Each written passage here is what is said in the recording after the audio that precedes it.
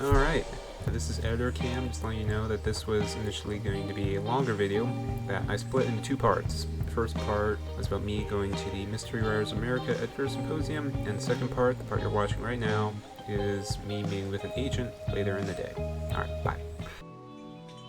And yeah, so the symposium ended, and then now we get to the part where I met with an agent. And so this agent, I'm not gonna say her name because again she hasn't signed me, and she still might not. I'm hopeful she does, but we'll see. So September 2024, and then 100 days later she got back to me and just asked me to do a revised resubmission, and I was like, okay. Okay, great, thank you. I've been querying for years, and no one's even requested a full. Of course, I was writing fantasy at the time. I hadn't moved over to mysteries and thrillers, but so she asked me to resubmit, and then I spent 3 months. This was December 10th. So then I spent 3 months. Just, I don't know if any of you are in the Northeast, but that winter, the winter of early 2025 was awful up here. We got more snow than the last couple years combined, and it was, oh god, I had to go to work a bunch, and I got pulled over by the cops for the first time ever. I just had a tail light out, so it was fine. But yeah, and I really worked hard rewriting my book. I rewrote it 15 times over the course of 3 months, and then I sent it to her March 10th, I think. So yeah, about 3 months later. And then I didn't hear anything for a month, and then around April 10th, she got back to me saying she wanted to talk, and she said she really loved the revisions. She loved it, and said I was about 80% of the way there, and that if I was ever in New York City, we could meet up. So I was like, this is great. That was April 10th or 11th, I don't really remember. The Edgar Symposium came up, and then I was almost done with the revisions. I just had to do a little bit more work on it, listening to it, and Word, you can listen to stuff out loud. And I wanted to do as much line editing and making it as good as possible before then. So my mom walked back to Penn Station. This was around 5, and my mom walked down to Penn Station, and then I walked over to this gelato place. I got a little disoriented because again, there were so many people, and I think Times Square was there. I saw there were crowds of people, and then there was someone in a Spider-Man costume chasing after, I think, some tourists who took a photo with them and didn't pay them. I was like, wow, this is weird. I walked past, I don't know if it was the Naked Cowboy, but it was a man who was naked playing the guitar, so I'm guessing it was him. Again, people jaywalking everywhere, traffic backed up, cars honking, the horns. Anyway, it was a little disorienting, but I got to the gelato place before her, and oh yeah, we were getting gelato, because she asked me, she was like, oh, we can get coffee or a drink, and I'm like, I don't drink coffee or alcohol, so gelato sounds fine. So yeah, we got gelato, and I got there first. She ran a little bit late, so I was very nervous. I was tired too. It was a long day, and a little, I guess, overstimulated from all the noise and sound of New York City, and then this small gelato place, which was full of people. But I got us a table, and yeah, and then I met with her, and it was great. It was a little awkward. I don't know if you can tell, I'm as awkward in person as I am on this camera, this YouTube video.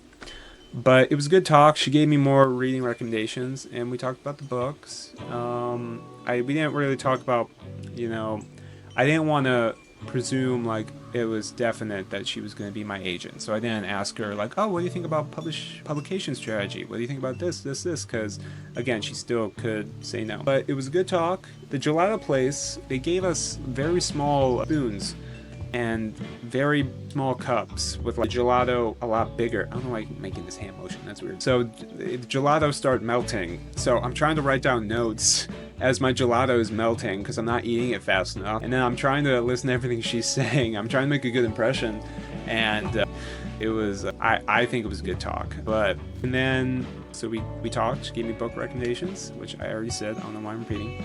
And then she actually walked with me to Penn Station. It's funny, she's a complete New Yorker, so she knows. She was like, yeah, everyone jaywalks all the time. If you don't jaywalk, people give you odd looks, and they did. They were giving me weird looks. She went down this alleyway, and we talked the entire time, and it was good overall. Yeah, it was good. And I told her, and as we were leaving, I was so nervous and awkward. I didn't know what to say. So once we were at when we were at Penn Station, I'm like, I don't know what to do now. Well, I had been thanking her like nonstop, like for meeting me and everything. So I was like, okay, thank you again for meeting me. I'll send you the book. I gave her finger guns. I did like finger guns, like what? And she gave like a laugh at that, and I was like, oh my god, I'm blowing this every single time. Yeah. So then I got back to Penn Station, and my mom was there. She had gotten a beer.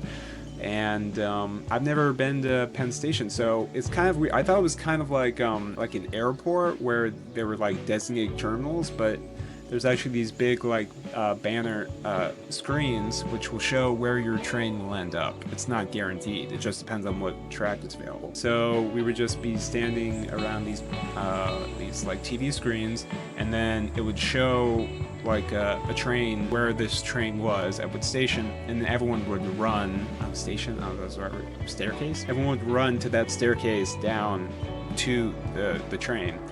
And it's funny, as we were waiting, this woman came up and asked me to sign I don't know, it was like a clipboard about the evil of communist China. I was like, no, thank you. Like, I don't understand why you're making me do that. She went around and asked everyone. But eventually, our train was announced, shown on the screen. So then we went down, and then went downstairs, and then we got seats together, and then we rode the train home. I read more of my book and watched the rest of Knives Out, and I think I started Glass Onion because I was like, I'm in a mystery mood. And then it was a 2-hour and 20-minute train ride back, and the entire time I was like, I can't wait to work on my novel more. We arrived there around 9-ish, I think, because we left New York City at 6:50, and again, it's a 2.5-hour train ride, and there was an hour ride home, and we got home. We were both exhausted. I had to work the next day, but it was a good day. I was glad I went. I went to the Mystery Writers American Symposium, and I got to see New York City by myself now. How to get to New York City if I ever need to. Taking the Amtrak down. It was just it was a good day. And you know, hopefully things work out with the agent. I sent her the second revision manuscript on May 10th. So about 6 days ago from when I'm filming this. No, it was the 11th. It was the 11th at like 1 o'clock in the morning, because I got out of work at like super late, and then I finally got up the nerve to send it to her. So hopefully that works out all well. In the meantime, I'm working on this YouTube channel. Overall, Mystery Writers American Symposium, it was good. I recommend everyone go watch the panels, especially the first one, Can You Juggle? And maybe you can understand what that man was trying to ask at the end, because I didn't. I still to this day don't even understand. When I rewatched the video trying to understand, and I don't know. So this was my trip to New York City for the Mystery Writers of America Symposium and meeting with an agent in person. So again, hit like and subscribe. And I'll see you guys, or guys, that's a little presumptive, see you all in the future. All right, thank you. Bye.